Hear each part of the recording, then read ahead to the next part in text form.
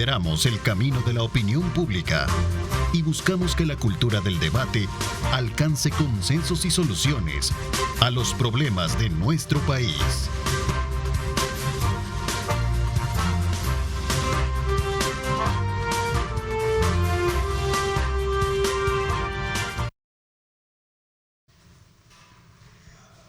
Bueno, buenos días, ¿cómo están? 6:30. Qué placer enorme saludarles a ustedes. Gracias por sintonizarnos a esta hora de la mañana.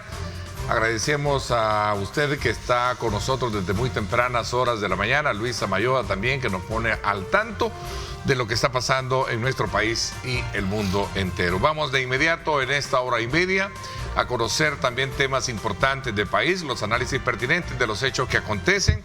Uno de ellos, el día de ayer, el presidente de la República, Nayib Bukele, dijo y anunció a través de una cadena de radio y televisión que pedirá licencia en los próximos días para dedicarse a la campaña electoral, y advirtió también otro elemento importante que vamos a poner sobre la mesa con nuestras invitadas este día: a su gabinete, que será investigado por la Fiscalía General de la República, ya que pretende dejar un buen legado y no ser recordado como ladrón. Lo dijo de manera muy directa.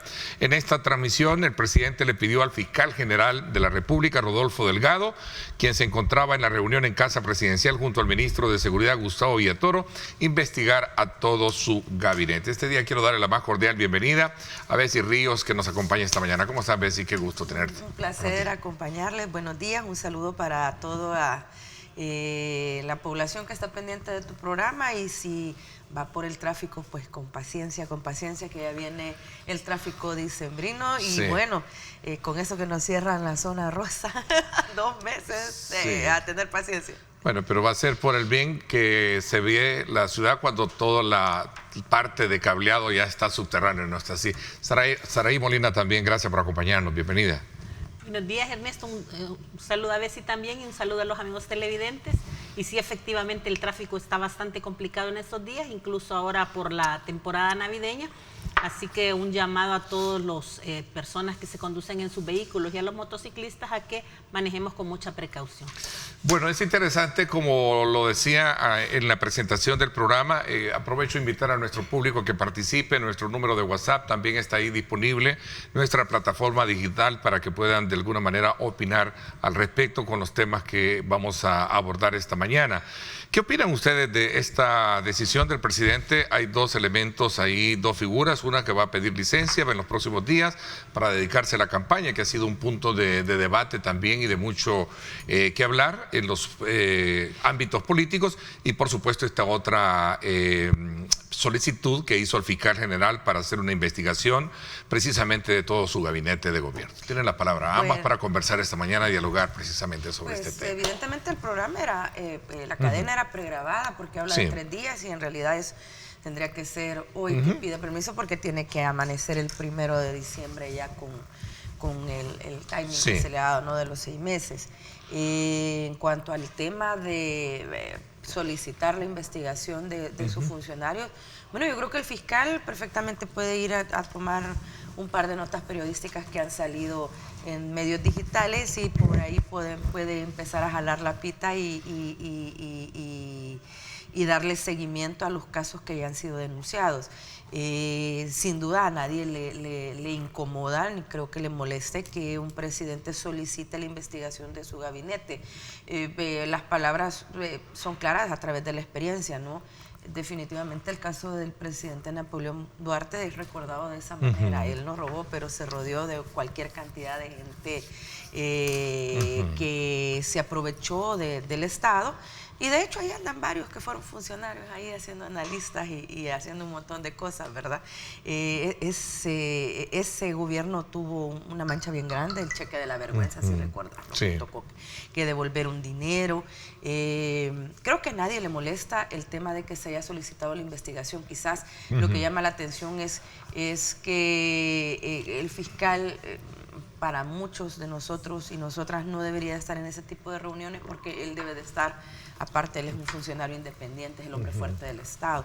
Pero bueno, ya que se le ha encomendado este esta labor. Ojalá que le vaya bien al fiscal y que se investigue, como digo y repito, ahí hay suficientes elementos por el cual puede seguir un curso de una investigación, en los cuales puede él darle seguimiento. Interesante. Vamos a ver, Saraí, cuál es su punto de vista con relación a estos elementos que obviamente vamos a desglosar en el contexto de esta declaración y de esta transmisión en cadena nacional que hacía el presidente. Bueno, son dos cosas importantes lo de ayer. Una es la expectativa de quién va a llenar esa silla por 6 meses, ¿verdad? Y la otra es que el presidente está cumpliendo con la palabra que dio el 18 de marzo de 2020 cuando dijo que iba a meter preso al que se robara aunque se fuera un centavo, ¿verdad? Eso es importante.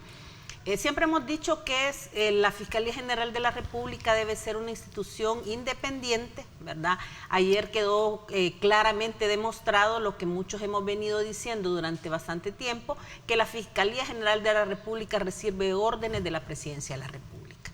El presidente ayer le ordenó examinar a todo su gabinete, investigarle y meter preso al que fuera responsable de cualquier ilícito. Yo creo que deberían de ir más allá que la investigación de la Fiscalía General de la República. Hay sendas investigaciones de la Corte de Cuentas de la República que también denotan actos de corrupción en las instituciones del gobierno central, pero también en las municipalidades. Si el presidente va a querer tener un segundo periodo con más transparencia, justo es que todas las investigaciones de la Corte de Cuentas pasen a la Fiscalía General de la República y que se meta preso a cualquier cantidad de alcaldes y consejos municipales que han hecho uso y abuso del erario del Estado. También en el caso de los ministros y viceministros de Estado y los secretarios, por supuesto, es importante no únicamente que se vea si han robado o no han robado dinero, sino que si en sus actuaciones han cometido abusos, han cometido arbitrariedades en contra de la población, en contra de los gobernados, porque ese es el problema, que no necesariamente la corrupción es que te eches dinero a la bolsa, ¿verdad? También hay otro tipo de situaciones que denotan actos de corrupción, favorecer a otros para que ganen las licitaciones, excluir a grupos sociales que en este momento, bajo el régimen de excepción, cualquier cantidad de funcionarios públicos están haciendo uso y abuso de los recursos del Estado para beneficio propio, pero también están abusando del poder que tienen con los trabajadores de las instituciones. Okay. Entiendo, bueno, vamos a ordenarnos en estos 3 elementos para que perdón, sí. Sí, no, lo otro es que parte del trabajo, la labor de los funcionarios en el respeto al Estado de Derecho es cumplir las resoluciones de los tribunales. Ojalá que se le dé seguimiento a la enorme cantidad de casos que han ganado sus amparos en la Sala de lo Constitucional para reinstarlos y también en las cámaras. Uno de esos casos es el de Marvin Aguilar. Ojalá pues los funcionarios den cumplimiento y si no pues que el fiscal tome cartas en el asunto, ¿verdad? Porque el desacato debe darle seguimiento la Fiscalía para que este discurso, ¿no? de que mis funcionarios los voy a investigar, de que mis funcionarios tienen que cumplir con la ley o que yo no voy a meter las manos al fuego con nadie. Ojalá que también permee en la población y en ese montón de cuentas en las redes que se dedican a defender a ultranza a cualquier funcionario de la actual administración. Y esto debe de quedar con claridad. Ni el presidente está metiendo las manos por nadie, deje de andar defendiendo funcionarios. No, y yo quizás, solo para terminar ese tema de los derechos laborales en el sector público, yo sí creo que es importante. El caso de Marvin Aguilar es un caso claro de violación, no únicamente a la ley interna del país, sino que a convenios internacionales. Hay una gran cantidad de directivos sindicales de muchos sindicatos del Estado que están despedidos, que como Bessie decía, han ganado en los tribunales los casos y los funcionarios a cargo de estas carteras se niegan al reinstalarlos. Están haciendo incluso amenazas, según se tiene conocimiento, ¿verdad?, por parte del movimiento sindical, a las comisiones de servicio civil en las instituciones para que estas comisiones fallen a favor de la administración y en contra de los directivos sindicales, lo cual está violando el convenio 87, porque hay muchos directivos sindicales despedidos, el 98, porque están entorpeciendo la negociación colectiva, el 151 y el 154, que son leyes de la República. Están violentando el convenio 190. Acabamos de pasar el Día Mundial de la No Violencia contra las Mujeres, pero hay un convenio 190 de la OIT que también es sobre violencia y acoso en el mundo del trabajo. Entonces, el despido de los directivos sindicales o el amedrentamiento de los trabajadores amenazándolos para que los van a despedir si no hacen una X o Y resolución, también violan esos convenios. Entonces, no creemos nosotros que sea una instrucción del presidente, sino que es un abuso de autoridad de estos funcionarios que también debe ser investigado. Ok, cumplir y hacer cumplir la ley es uno de los principios por los cuales traza su juramento cualquier funcionario público, ¿verdad? Bajo el estamento constitucional. Decía de que vamos a ordenar esto. Ustedes como abogada, la figura de licencia o permiso era lo que se venía de alguna manera debatiendo en el quehacer político electoral con relación al tema de su inscripción y su rol también como presidente. Esto de la licencia también es una figura que lo contempla el mismo documento que estableció como parámetro dictado en la sentencia que emitió la Sala de lo Constitucional, ¿cierto? Sí, por tanto, ¿cómo ven ustedes toda esta discusión? Todavía no hay una certeza de qué es lo que va a hacer, ¿verdad? Porque hasta el momento él no ha hecho llegar sus ternas. A menos que todo lo haga de romplón, en una sola plenaria, entregue ternas. Entendería que para este día se tiene previsto llamar a una sesión plenaria, ¿no? Debería de ser, porque ya están corriendo con el tiempo, debería ser este día. Pero la figura al final del día termina siendo un poco irrelevante la que va a utilizar. Lo cierto es que él va a correr por la carrera nuevamente por la presidencia de la República y sin mayores obstáculos ni tampoco sin competencia.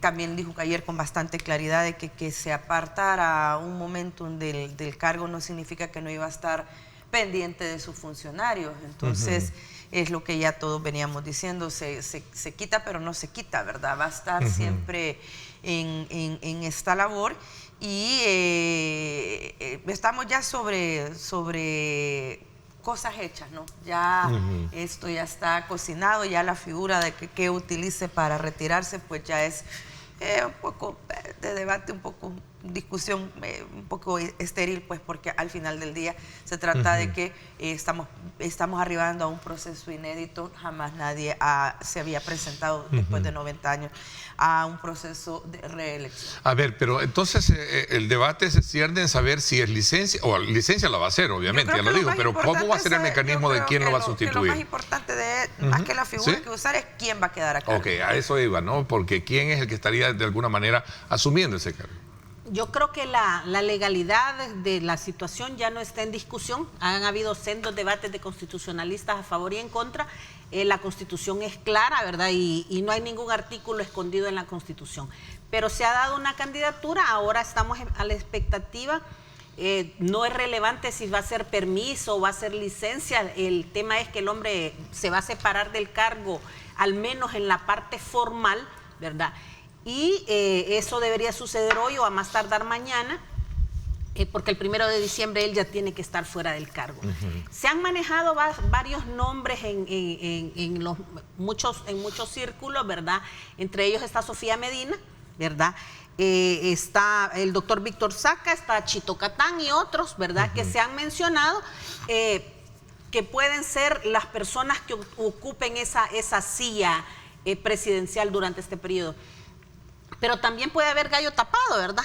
Y el que menos esperas es el que van a sentar. Aquí lo trascendental es lo que el presidente afirmó ayer, ¿verdad? O sea, él formalmente va a separarse y van a sentar a otra persona, pero esa persona que va a sentarse en esa silla va a responder y va a estar bajo las órdenes siempre del presidente, ¿verdad? Porque él claramente dijo ayer, si leemos entre líneas, que él no va a estar alejado de eso, que va a estar ojo al Cristo viendo qué es lo que están haciendo. Entonces esto quiere decir que va a ser más una figura decorativa la que se siente esos 6 meses en la silla que una persona que llegue independientemente electa por la Asamblea Legislativa o designada por la Asamblea Legislativa a administrar el Estado, ¿verdad? Esto va a venir a transparentar un poquito más el debate y la queja que en algún momento ha hecho la oposición para decir, bueno, juguemos bien las reglas del juego en el sentido de que ya no está actuando con un doble papel, sino más bien depositando, en este caso, pues pidiendo la licencia para... La oposición no se va a sentir satisfecha en ninguna circunstancia porque la oposición con claridad, una gran parte de abogados también, consideran que este acto es completamente ilegal y por lo tanto difícilmente vayan a decir, hoy está jugando con las reglas del juego, o sea, no debería de presentarse, pero lo va a hacer. Y ahorita creo que de ese debate, creo que el morbo o la curiosidad termina siempre siendo lo que decimos, ¿no? ¿Quién va a ser el que quede teniendo ahí la silla? Pero sorpresas no veo yo en el horizonte cercano. De mayor... Pues nuevamente, en nueva cuenta te repito, se presenta a un proceso eleccionario, arribamos a una circunstancia que no se había dado desde hace 90 años y además sin mayor competencia. Ok, hay un elemento que voy a acotar en esto y es que creería yo que en todo caso la oposición está más preocupada también por la plata, ¿no? No tiene la deuda política que quieras o no ha sido el eslabón por el cual han pronunciado últimamente sobre este tema, ¿no? Perdón un poco que ilvane estos temas, pero tiene que ver mucho con el análisis que tenemos sobre esta puntualidad de el presidente que anuncia que va a pedir licencia para los próximos días, ¿no? Bueno, definitivamente la cancha ha estado desnivelada, ¿verdad? Yo dije la vez pasada, es como un partido en el que no hay 11 jugadores por equipo, sino que hay 5 en uno y 15 en otro, ¿verdad?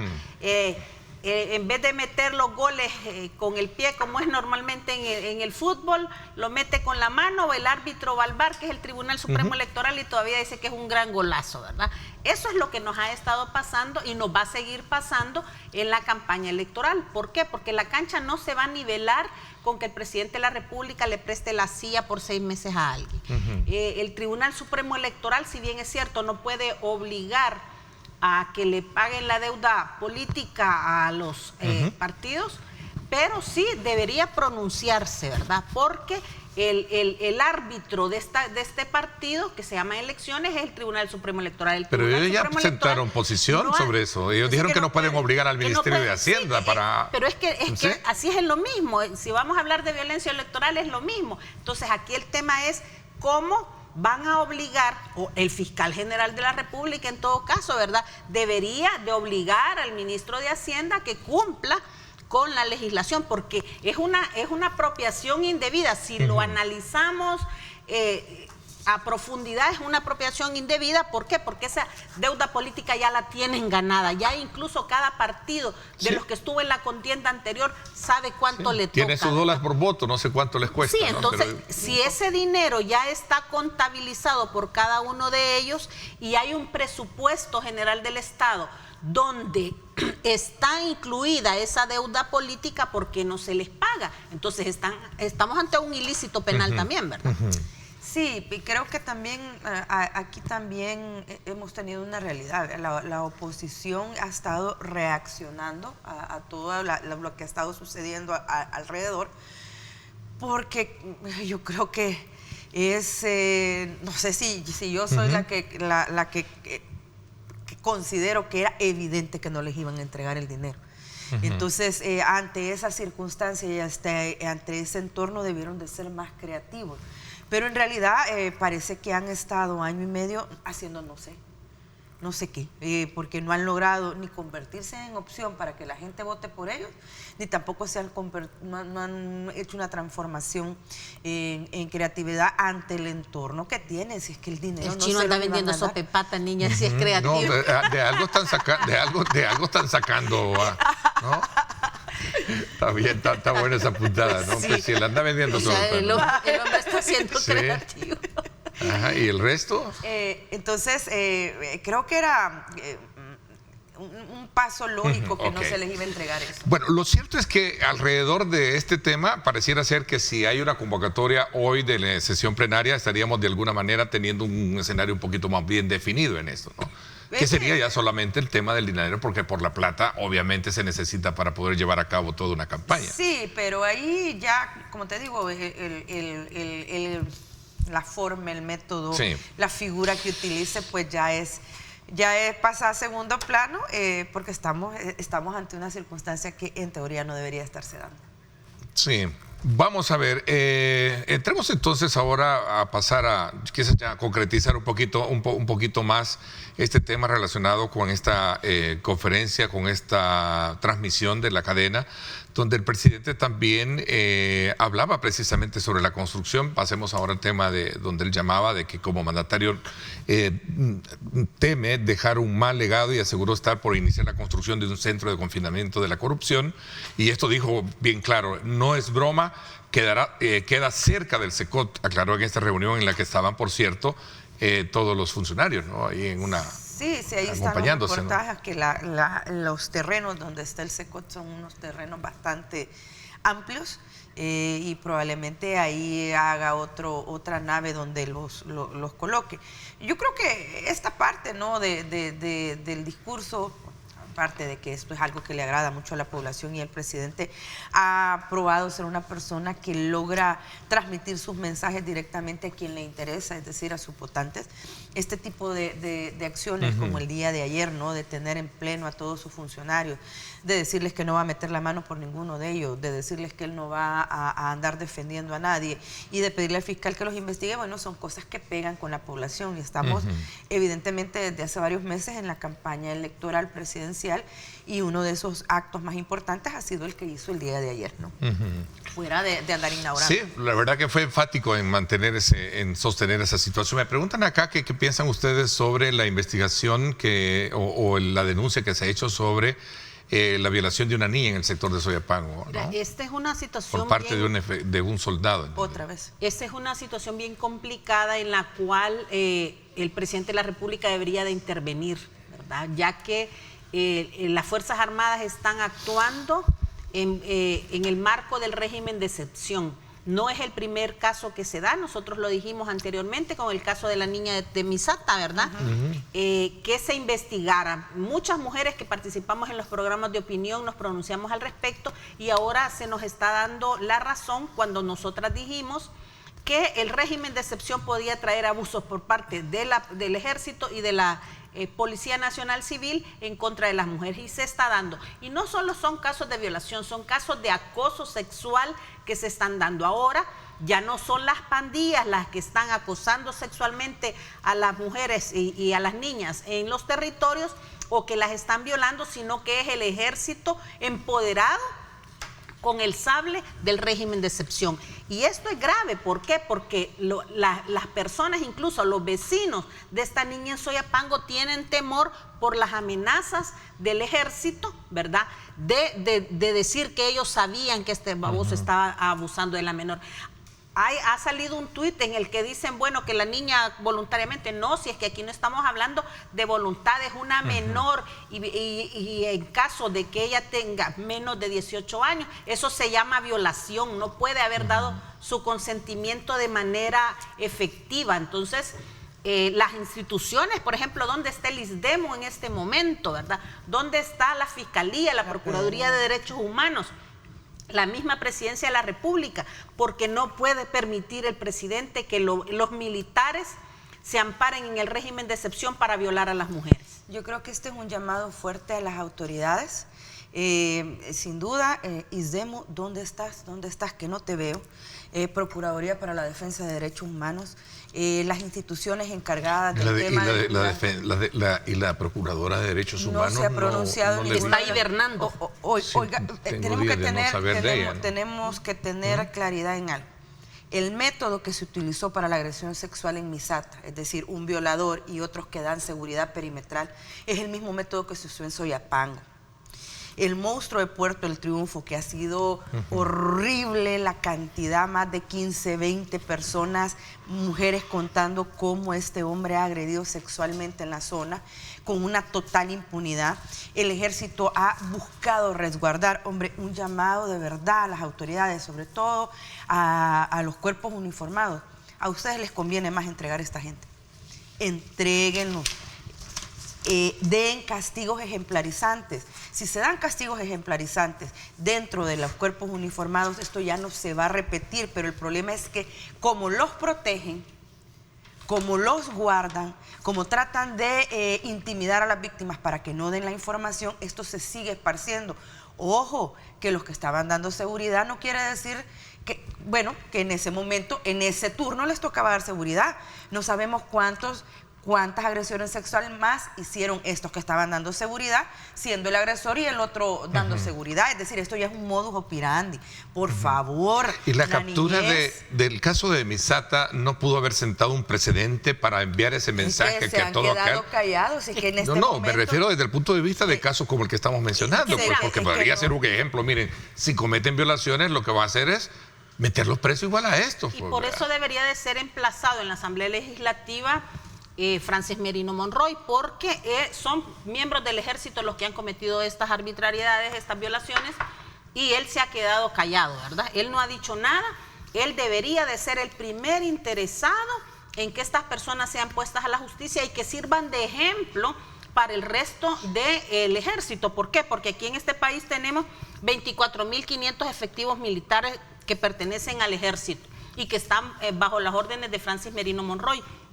Y tenemos 27.460 PNC que tampoco el director de la PNC se pronuncia cuando se denuncian arbitrariedades. Entonces esto lo que está es generando un clima dentro del ejército y las Fuerzas Armadas de impunidad, ¿verdad? No, ¿por qué? Porque si las jefaturas máximas los están defendiendo, ellos actúan. Bueno, pero este es un hecho aislado, un poco para separar las cosas. No, es aislado de un caso. Son tres. En un montón de años puede ser aislado, pero ya son tres. Eso significa que hay un patrón. Pero ¿qué están haciendo las autoridades en este momento? No están haciendo nada. Bueno, y ahí el responsable directo de salvaguardar a estas personas y que no sean puestos ante la justicia de manera efectiva, y Francis Merino Monroy, porque él es el máximo aquí líder. Viene lo que tanto se les dice desde el movimiento social y las defensoras y defensores de derechos humanos. El ejército no tiene formación en derechos humanos. Si tuvieran formación en derechos humanos, tuvieran total claridad que a las niñas no se tocan, no se violan y no se matan. Pero como no tienen este tipo de formación y se evita que se les dé esta formación, llegan a los territorios con cualquier clase de impunidad. Hablando de, porque en todos los casos se refiere a que les dicen, si no te dejas, vamos a utilizar el régimen de excepción para tu familia. Ojo, los funcionarios deberían de ser los más interesados en sacar a todo este montón de ofensores sexuales, a este montón de pederastas, porque cualquier hombre que acceda a una criatura de 13, 12, 14, 15 años es pederasta. Y ojo, hoy que estamos en las redes sociales con lo de las banderitas rojitas, red flag, ¿verdad? Ojo con los hombres que estén a su alrededor, que estén defendiendo este caso o cualquiera otro de los casos en los que se han involucrado los cuerpos uniformados. Aléjese de él y aleje a sus niñas de ese hombre, porque es futuro pederasta. Entonces, nosotros hacemos un llamado nuevamente. Es el ministro de las Fuerzas Armadas quien debe dar seguimiento. Y otra cosa, la PNC tiene que explicar por qué en todos estos casos no habían policías y no hacen trabajos de tarea conjunta. A ver, porque el ejército tiene que andar con la policía. Tienen que andar juntos en esas actividades. ¿Por qué en todos los casos andaban solas las patrullas del ejército? ¿Dónde están las explicaciones? Exacto. Bueno, son las grandes interrogantes que quedan ahí sobre la base de poder darle seguimiento a este tema que no debe de estar pasando. Como bien ustedes decían, es un hecho que debería de ser punto de atención de las autoridades para evitar y hacer investigaciones. Pero lo importante, y yo por eso yo acotaba, bueno, y el haber puesto en exhibición, pese a la presión social en el caso de Misata, porque fue por la presión social, ¿verdad? Sentar precedentes para decirle, miren, a todo aquel que ande con un arma, es decir, como autoridad, si van a cometer una violación, tengan seguro que les va a pasar esto. Pero ahí es que están tratando de tapar el sol con un dedo, y por eso el llamado a la población a que pierda el miedo. Deberían de abrir así como con una llamada anónima, hay un montón de presos en el régimen de excepción porque eran pandilleros, deberían de abrir una línea telefónica en la Fiscalía General de la República para denunciar para denuncias de este tipo de abuso sexual por parte del Ejército y podría ser de la PNC también.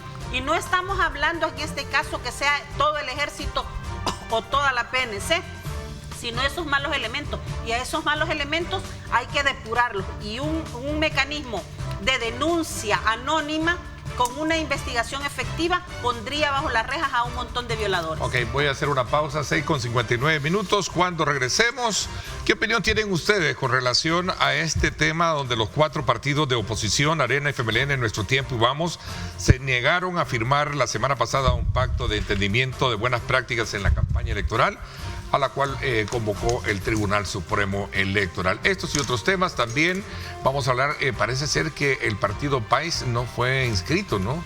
Que fue el partido que en su momento estaba pujando por representar a la diáspora. No estaba, decía el notario. Sí, vamos a hablar de esto cuando regresemos, 7 en punto. Gracias por estar con nosotros.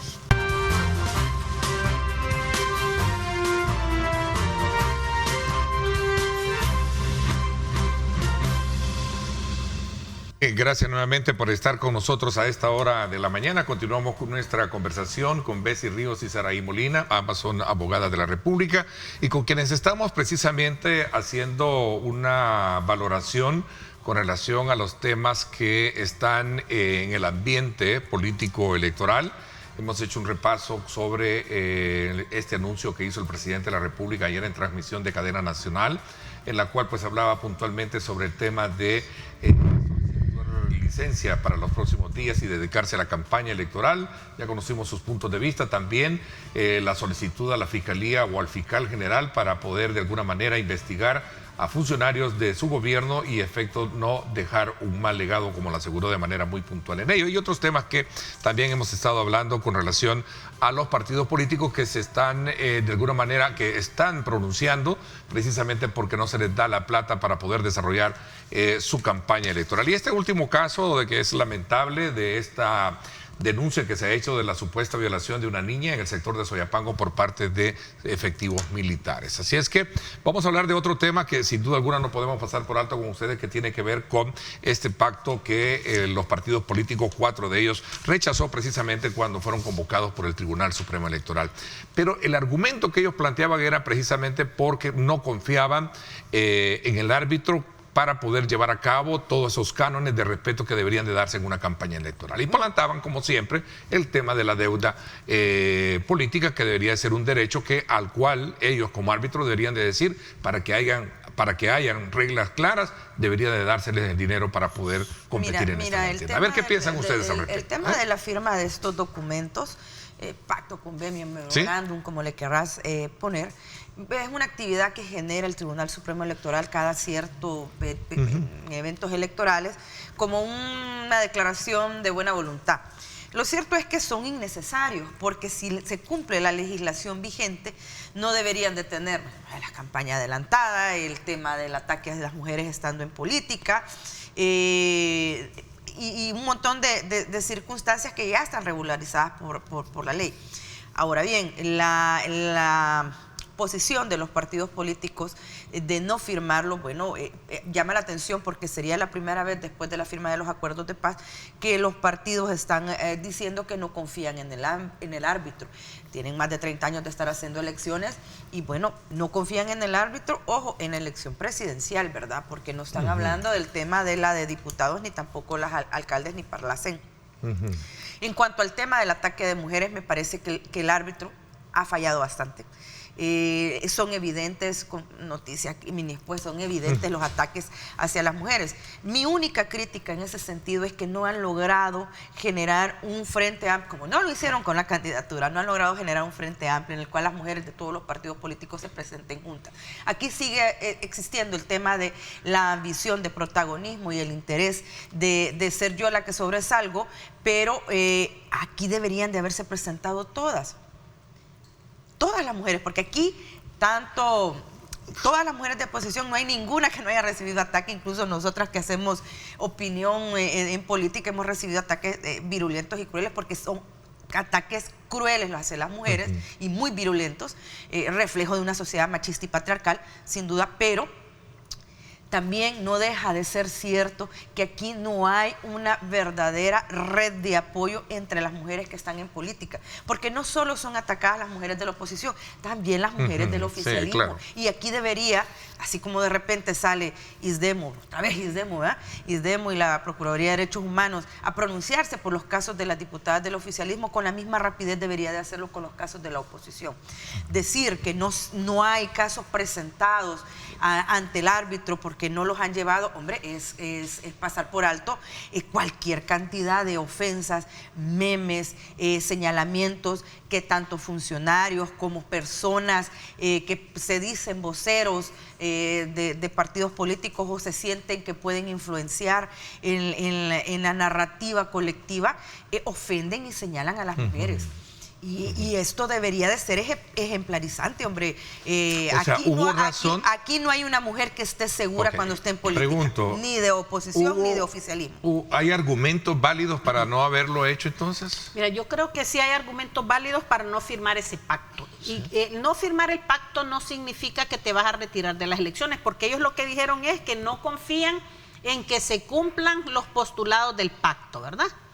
Y en los postulados del pacto está el tema bastante trascendental de la violencia hacia las mujeres, que ya Bessie muy bien explicó, pero no solo se trata de la violencia hacia las mujeres, sino la violencia electoral en general, que se está dando, porque ataques se están dando y se va a poner la campaña más sucia a medida vaya calentando motores todos los partidos. Y por eso yo sí creo que es importante que los partidos de oposición, así como se unieron esos partidos para decir no vamos a firmar el pacto, únanse y digan vamos a apoyar una sola candidatura, ¿verdad? Todavía están a tiempo de que retiren las candidaturas y que concerten en una sola, porque no es pecado que Arena y el FMLN apoyen a un mismo candidato, no es pecado.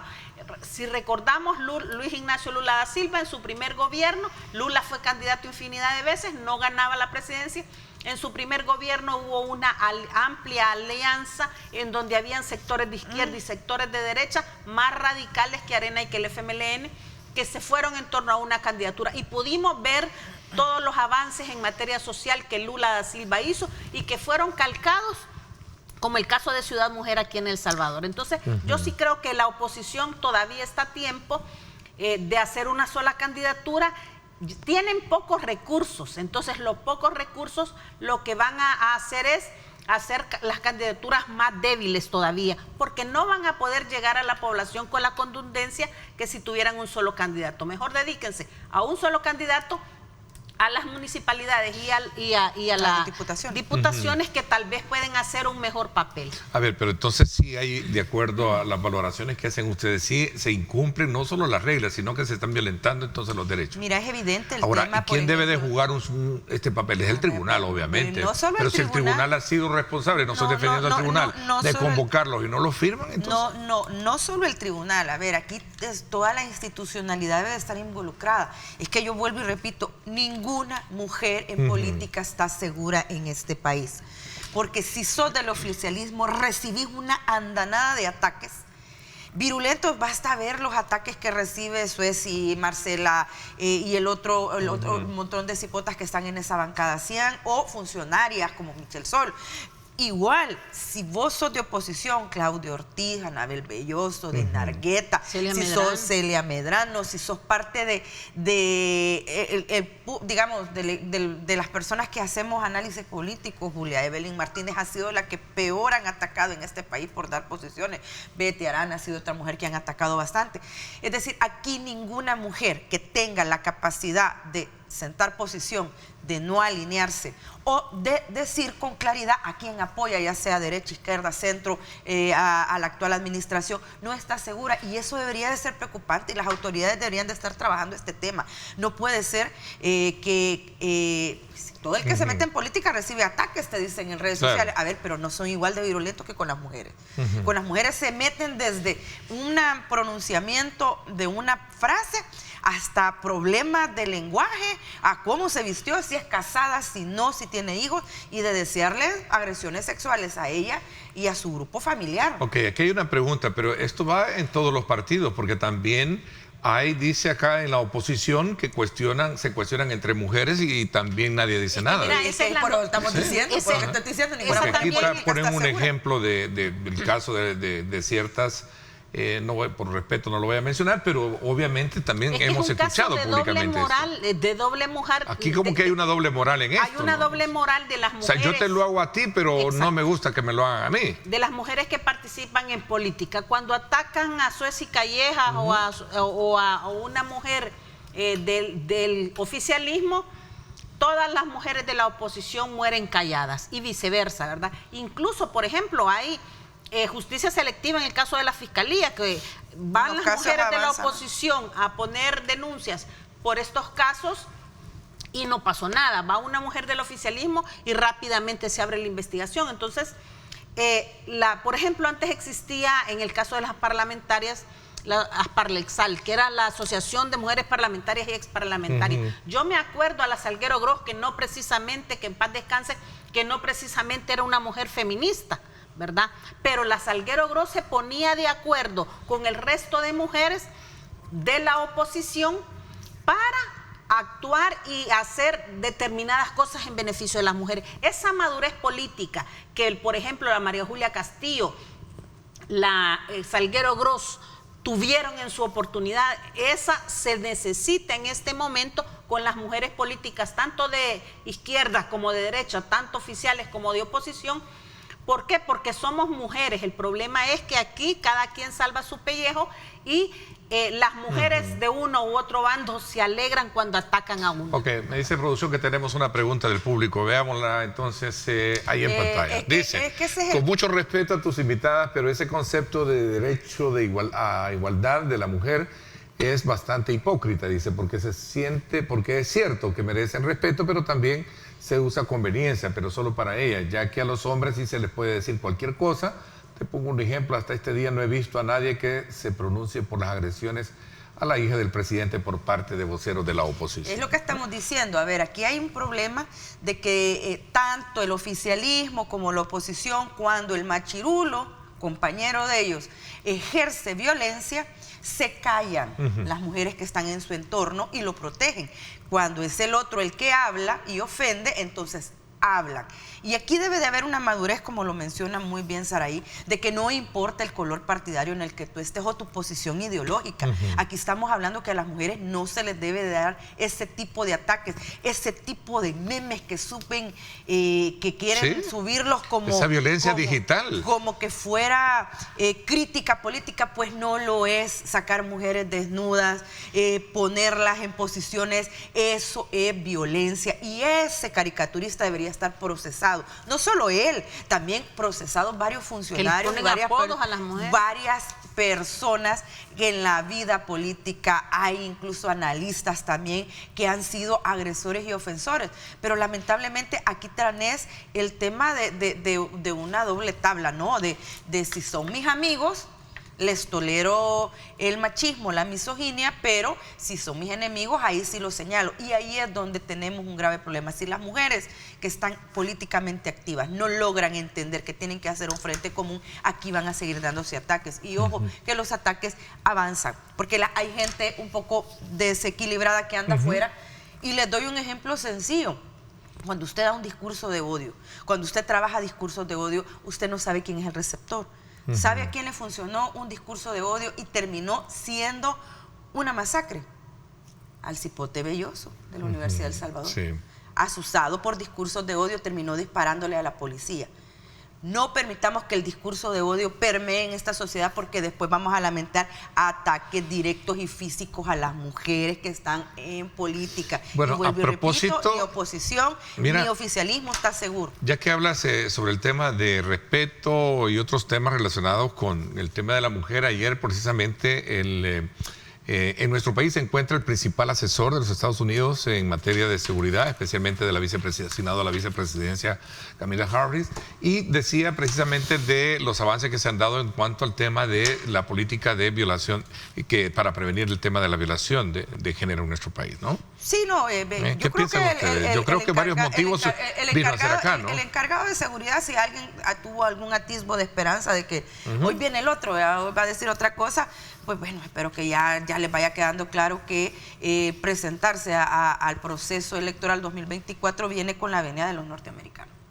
Y a ellos les interesa una sola cosa: la seguridad de la frontera sur y la desarticulación de las pandillas en sus territorios. Ahí ha sacado hasta notas en sus periódicos, ¿no?, de gente que ya está viniendo a ver cómo están haciendo el tema del plan de control territorial. Pero yo creo que la llegada de Phil Gordon es en la misma tónica de la llegada del anterior funcionario de Estados Unidos, ¿verdad? El del hemisferio. Sí, lo importante es que dijo que había hablado sobre el Estado de Derecho, el debido proceso, el fomento de las condiciones para atracción de inversiones, la cooperación en materia de migración, un poco lo que Bessie decía, y yo no creo que ya la oposición esté pensando en Estados Unidos. El señor se va a reunir con la sociedad civil, que ahí hay varias organizaciones que son ayer tuvo una reunión ya de la oposición, y más allá de que le informen, que lleguen al muro de los lamentos a decir todas las vicisitudes que están pasando,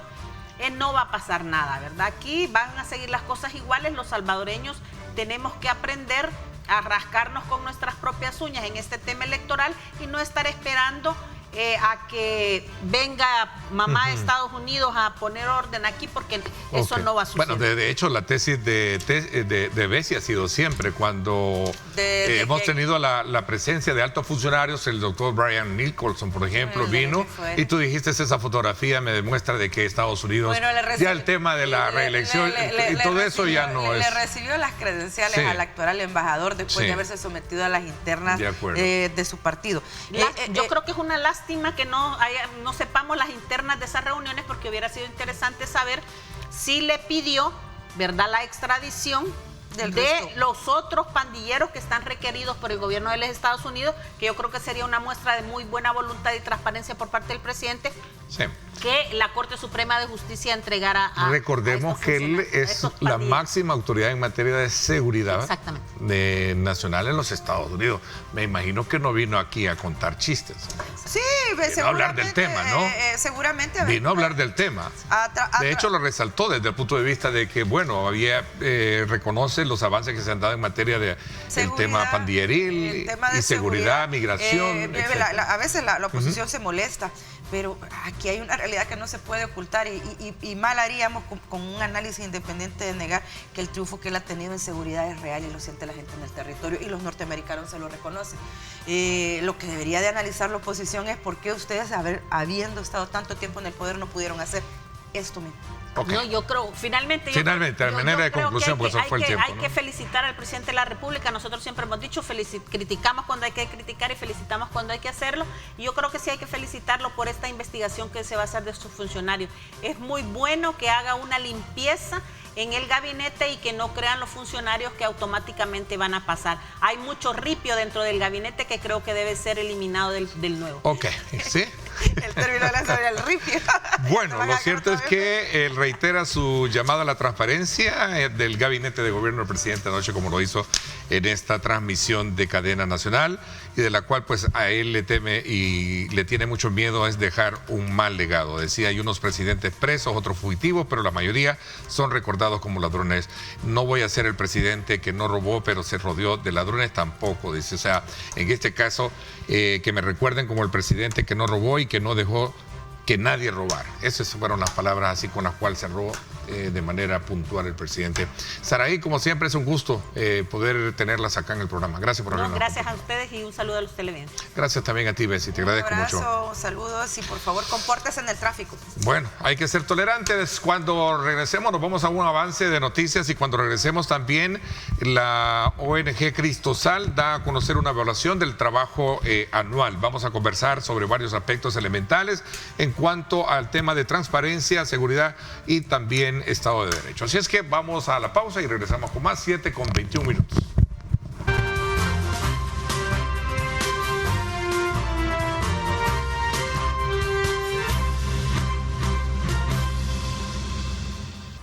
Bien, gracias nuevamente por estar con nosotros a esta hora de la mañana. Casi al concluir el año, las diferentes organizaciones o instituciones siempre hacen una evaluación del trabajo anual, y esta mañana hemos querido abrir el espacio para conocer desde la perspectiva de Cristosal el trabajo que ha venido desarrollando desde los espacios cívicos, desde el tema de la transparencia, el tema del Estado de Derecho, en fin, muchos elementos que entran en juicio a partir de las posturas que asume a lo largo del año. Quiero darle la más cordial bienvenida esta mañana a Zaira Nava. Ella es la encargada de la Unidad de Estado de Derecho de Cristosal. Bienvenida, Zaira. Gracias por acompañarnos. Muy buenos días. Un saludo a todas las personas que nos escuchan. También saludo a Rina Monti, jefe de investigaciones de Cristosal. Gracias por acompañarnos. Mucho gusto y muchas gracias por la invitación. También saludo a Ruth Eleonora López. Ella es del área jurídica de la unidad del área jurídica. Gracias por acompañarnos. Muchísimas Bienvenida. gracias, buen día, muchas gracias por la invitación. Bueno, voy a comenzar quizás un poco tomando como punto de referencia la conferencia de prensa evaluativa que el día de ayer daban con relación al tema de el área cívica, ¿no? Y hacían cierto tipo de denuncia en cuanto al trabajo que han venido desarrollando ustedes y a la fiscalización o a las observancias que han tenido por parte del Ministerio de Hacienda y también de Gobernación, ¿cierto?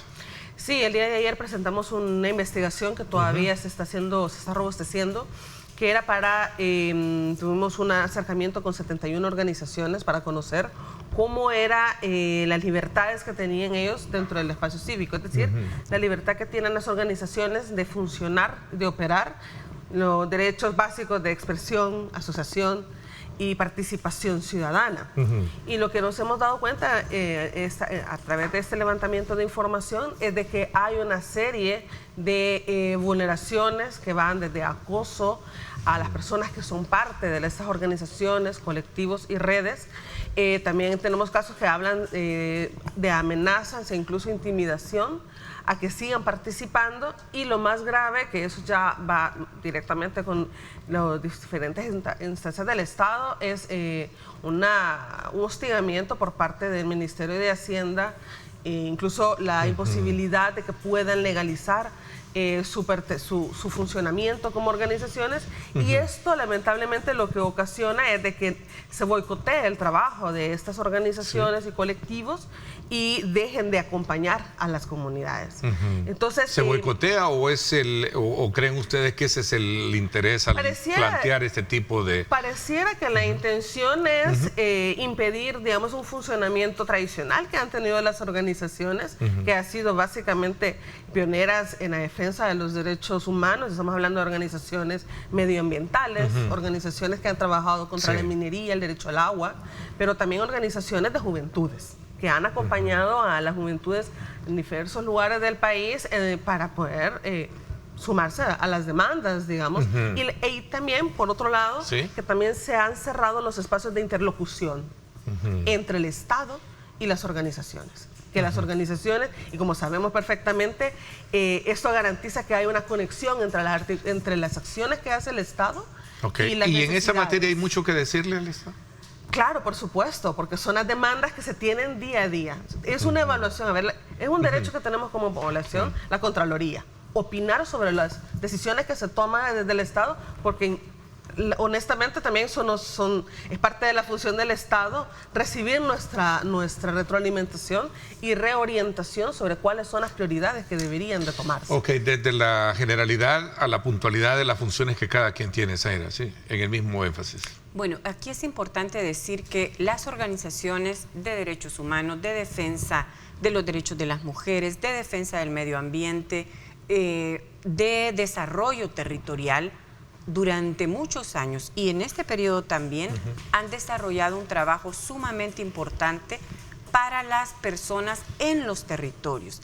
Y esa desconexión voluntaria desde el Estado, porque hay que decirlo que cuando hablamos de cierre de espacios cívicos, estamos hablando que el Estado ya no tiene mesas de coordinación, ya no tiene mesas de diálogo, ya no recibe la retroalimentación de las organizaciones. ¿Y por qué esto es importante? Porque las organizaciones trabajamos en el territorio, con las poblaciones, y las poblaciones están demandando mayor atención de las instituciones estatales. ¿Cómo se vincula esto y qué es lo que Cristosal trabaja de manera directa? Yo quiero decir que Cristosal, por ejemplo, trabaja protegiendo a personas víctimas del desplazamiento forzado interno. La institución que promovió el amparo para que se aprobara una ley que reconociera el derecho de las víctimas en todo su ámbito, pero también que reconociera el desplazamiento. Solo este año Cristosal ha atendido a más de 2.300 personas víctimas del desplazamiento, y hay que decir que es lamentable que si bien las pandillas siguen siendo las principales responsables, más del 45% se atribuye a miembros del Estado. ¿Por qué es esto?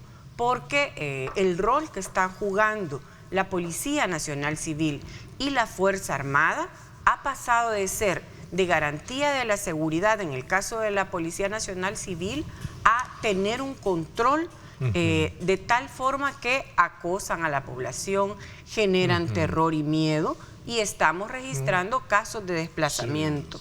¿Qué hace Cristosal? Y de violaciones de derechos. Y violaciones por el caso de derechos comentábamos humanos. Anteriormente el tema de Soyapango, que es un nuevo caso de denuncia, ¿no? Bueno, yo le quiero comentar a la población, ¿sí?, que Cristosal está querellando, es decir, está representando a las víctimas en varios casos en los cuales ha habido violencia sexual y violencia homicida contra personas que iban transitando. El caso del Puerto de la Libertad, por ejemplo, Cristosal lo está querellando. Quiere decir que está representando a las víctimas, y otra serie de casos. Es importante que la población conozca que las organizaciones de derechos humanos acompañamos a las víctimas.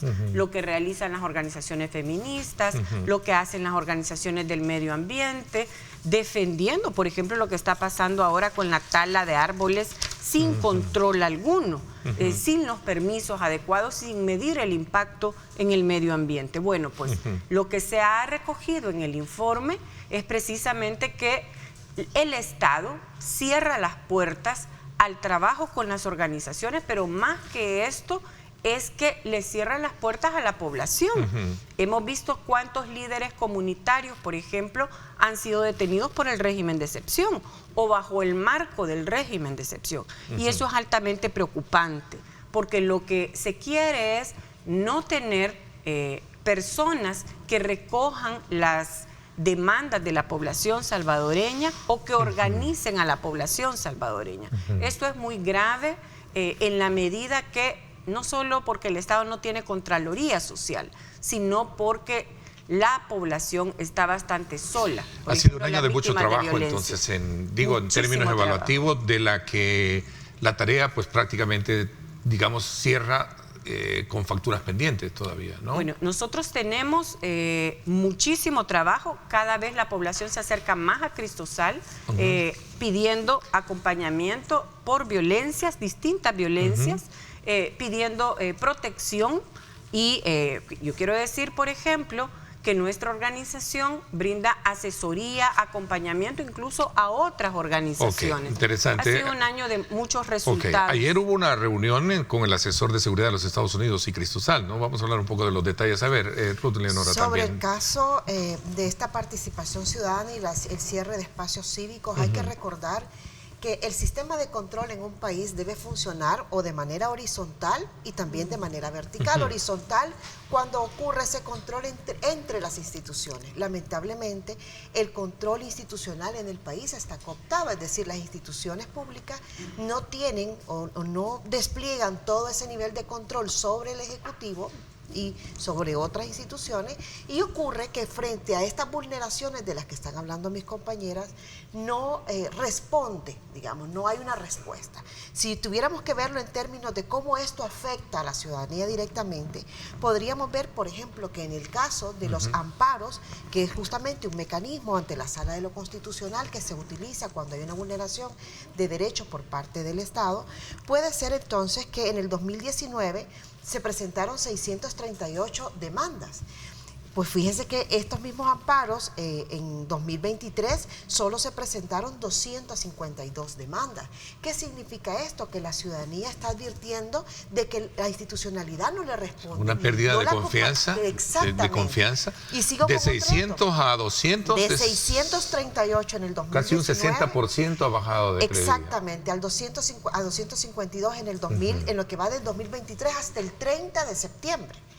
Ahora, en cuanto a los admitidos, por ejemplo, se admitieron 111 amparos en el 2019 y hasta el 30 de septiembre del 2023 iban 33 amparos admitidos. Y le doy un dato final sobre esto. En los estimatorios, habían, por ejemplo, en el 2019 30 amparos estimatorios y en el 2023 hasta el 30 de septiembre habían 2 amparos estimatorios. ¿Qué significa esto? Justamente lo que están expresando mis compañeras, que por un lado están las vulneraciones, digamos, el sistema de control no funciona, pero que además, ¿ante quién va a acudir la ciudadanía? El problema es ese también. O sea, no solo es el cierre del espacio, sino ante quién acude. Justamente eso es de los problemas más grandes que tiene nuestro país, que no hay una respuesta institucional ante las vulneraciones de derechos. Y esto, por ejemplo, también hay otro tipo de ejercicio de derecho en cuanto a la participación ciudadana, como por ejemplo la Ley de Acceso a la Información Pública, que hemos visto el grave deterioro institucional, la falta de respuesta institucional a la ciudadanía, porque este es un derecho de los y las ciudadanas. Es decir, no es un regalo del Estado, es un derecho de la ciudadanía. Pero además debemos recordar que el artículo 73, el inciso segundo de la Constitución, el ordinal segundo de la Constitución, dice que los ciudadanos tenemos este deber de cumplir y de hacer cumplir la Constitución de la República. Entonces, frente a este estado de cosas, donde hay vulneraciones de derechos por un lado, donde hay limitaciones al ejercicio de asociación, a la libertad de expresión y a la participación misma, y por el otro lado, donde esas vulneraciones incluso se llegan a criminalizar, donde a los defensores de derechos humanos se les tilda de defensores de terroristas, donde a las organizaciones de derechos humanos y a las defensoras particularmente sufrimos justamente unas vulneraciones mayores sobre nuestros derechos en el ejercicio de nuestros derechos, pues entonces no hay una respuesta estatal. A ver, ¿cuál es la expectativa? Porque ese es un tema, Ruth, que hemos estado a lo largo de estos días y por eso era la presencia de lo que estamos en un ambiente electoral.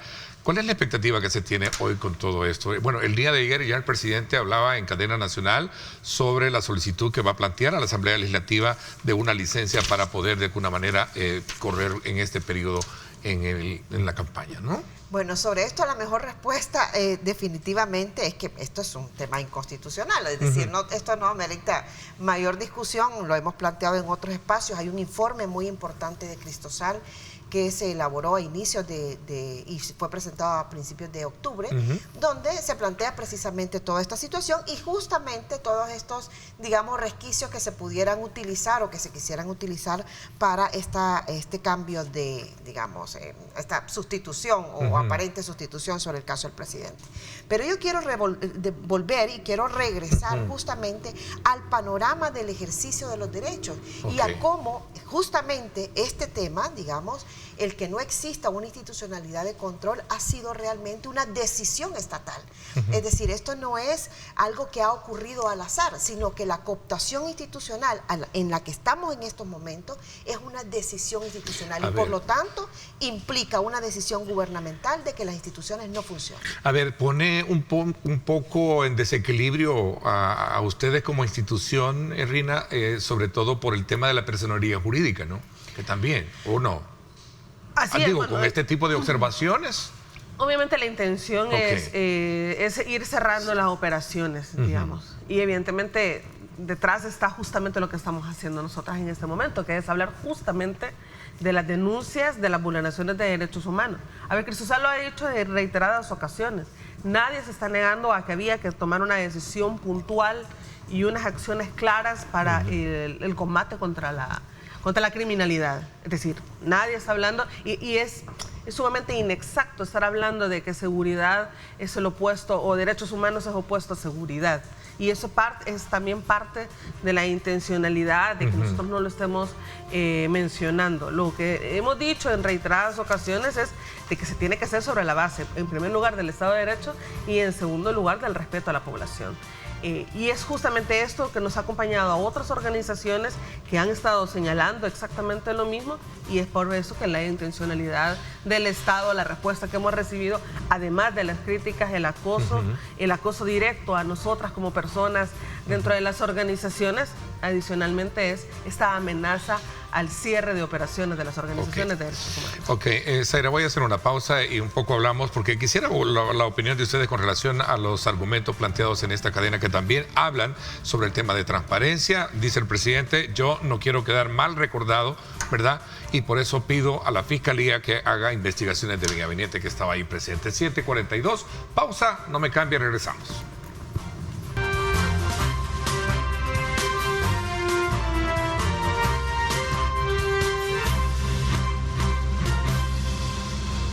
Bueno, gracias nuevamente por estar con nosotros a esta hora de la mañana. Estamos precisamente conversando con Rina Monti, Zaira Navas, Ruth Eleonora López, ambas las tres de Cristosal, cada quien bajo su propio legado y funcionamiento de la institución. Y estamos haciendo una evaluación del trabajo anual con aspectos meramente puntuales, en las cuales han expresado la deuda en cuanto a la coordinación y sobre todo los espacios que deben de tenerse para poder de alguna manera superar algunos vacíos que hay en varios aspectos.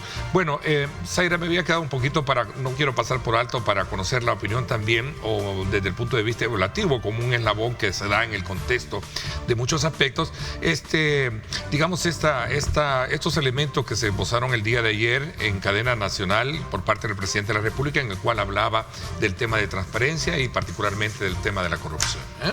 Bueno, es muy interesante que el presidente, después de 4 años con 6 meses, esté hablando ahora de transparencia y anticorrupción.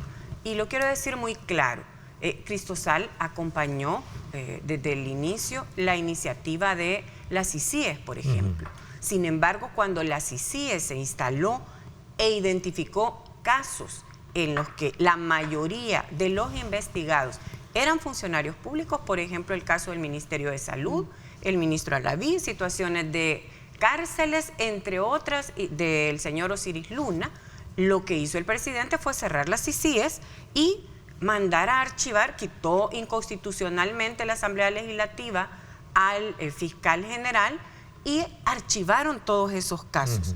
Digo que es interesante porque a este momento no hemos tenido una fiscalía, y aquí es importante decirlo, lo reiteraron, lo dijeron las invitadas anteriores, es muy penoso que el fiscal general de la República, quien constitucionalmente tiene un mandato independiente, es estatal, no depende del presidente, esté en reuniones del gabinete de gobierno.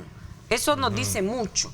Y por otro lado, que el presidente cierre diciéndole al fiscal que haga investigaciones y que ahí está toda la gente.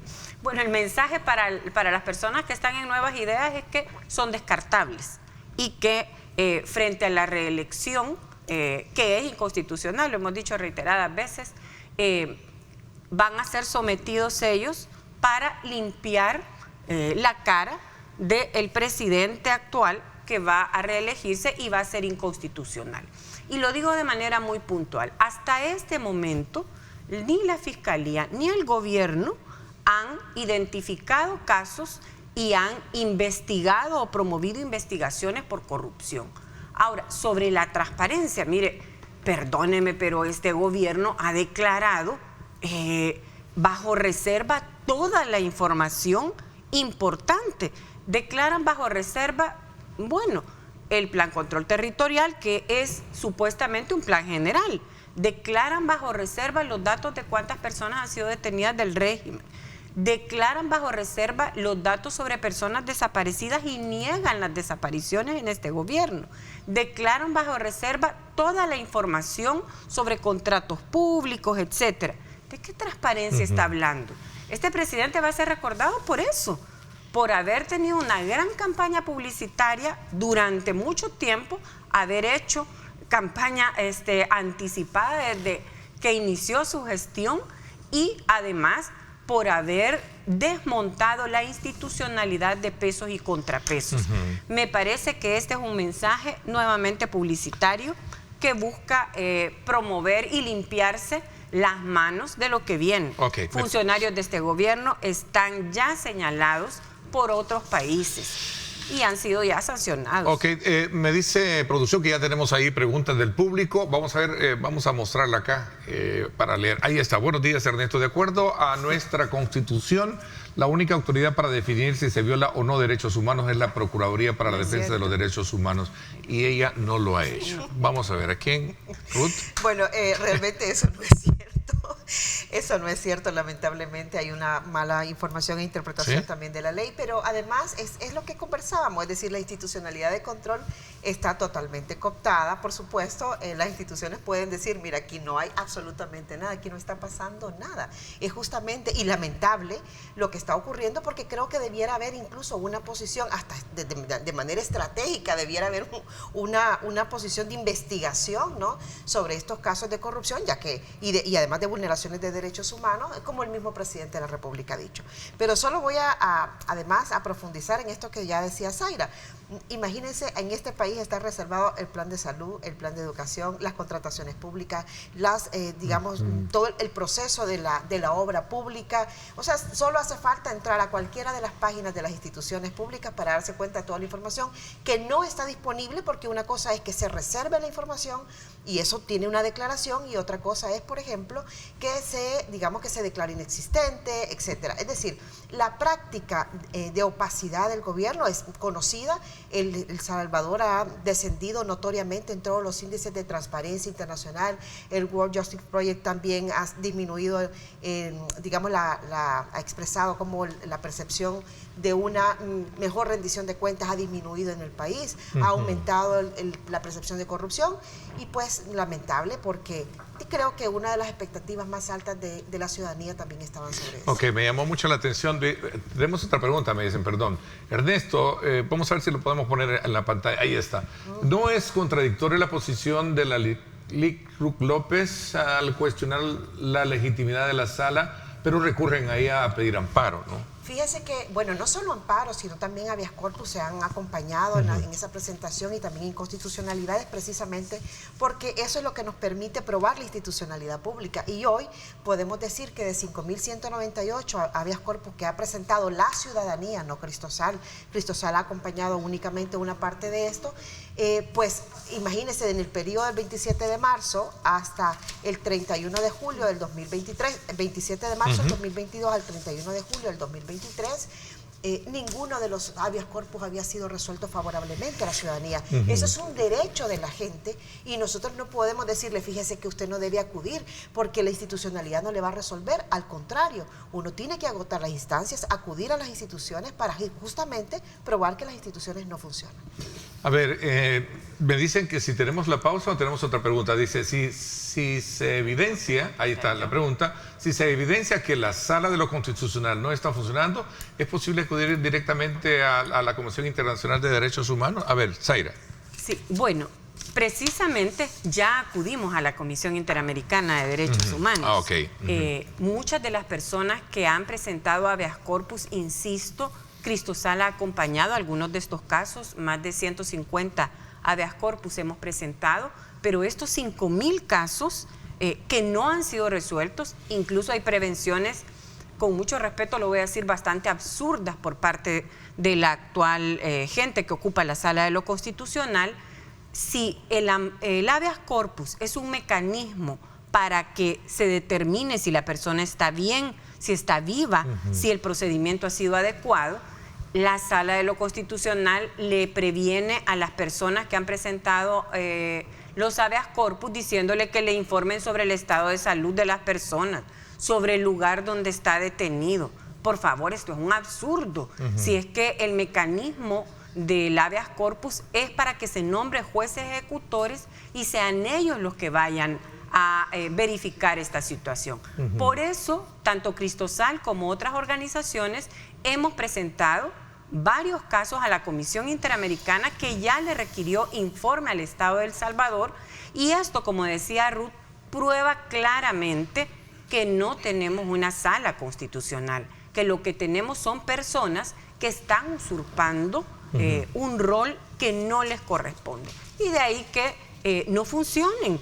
Se prueba que esta institucionalidad no funciona y por eso hay que acudir a tribunales internacionales. Yo creo que este país dentro de poco va a ser denunciado y ojalá el fiscal de la Corte Penal Internacional vuelque sus ojos a El Salvador y vea que está ocurriendo graves violaciones a derechos humanos y que este país debe ser sometido, igual que sus funcionarios, a juicios internacionales. El tiempo corre, se nos está terminando y voy a hacer una pausa última y regresamos con las conclusiones un poco de los diferentes puntos de vista que cada quien ha logrado colocar sobre la mesa y que es parte de la evaluación del año que están haciendo como Cristosal. Pausa y regresamos.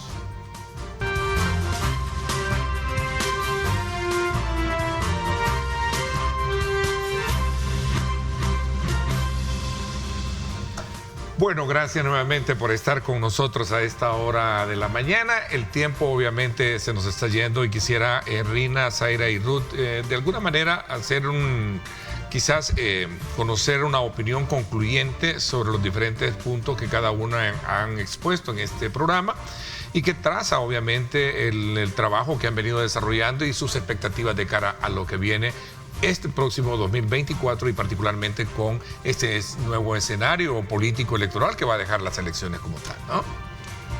Quizás yo me voy a atrever a hacer una recomendación que no es nuestra específicamente, Cristosal, sino que justamente ha sido uno de los resultados de la investigación que hemos hecho, que es la demanda de las organizaciones a la reapertura de los espacios de interlocución, y no solo hablando única y exclusivamente del Ejecutivo, sino que incluso de las alcaldías. Esa es una de las demandas que han tenido las organizaciones en la reapertura de estos espacios para que se conecten nuevamente las comunidades con los gobiernos locales. Y lo segundo es que el Estado debería estar haciendo una investigación interna para verificar que en efecto no hay ningún tipo de obstaculización para la operación de las organizaciones. Y eso también implica a un proceso sancionatorio a aquellos malos elementos policiales que están instrumentalizando el régimen de excepción, que ya sabemos que ya ha caducado su vigencia desde hace muchos meses, pero que está siendo instrumentalizado justamente para acallar y amedrentar a la población organizada. Ok. Bueno, a mí me parece que es importante que la población tenga claro que entramos a un estado o a un momento muy complejo en el país. La gente dice inédito. Bueno, no es inédito. Tuvimos dictaduras hace ya muchos años, son muy similares al proceso en el que estamos en este momento. Tenemos un ejecutivo autoritario, vamos a entrar a un procedimiento. Lo que es inédito es que se utilice la Constitución, que ahora se tiene control de todos los poderes del Estado, como ocurría en las dictaduras, que se utilice la Constitución, que el presidente hable de pedir permiso, pero que va a seguir ahí. La Constitución no prevé ninguna posibilidad de que el presidente pida permiso para ir a campaña electoral porque la Constitución lo prohíbe. Ojo para la población, porque se está dando carta abierta para que entremos a una dictadura. Las experiencias que tiene el mundo en este tipo de situaciones son muy graves. Y quiero cerrar diciendo que no es cierta, no hay una dicotomía entre el cumplimiento de los derechos a la seguridad, a la vida, a la integridad de la población salvadoreña con el respeto a los derechos humanos. Todos somos seres humanos, a todos se nos debe respetar los derechos y las organizaciones que defendemos derechos humanos, defendemos los derechos de la población.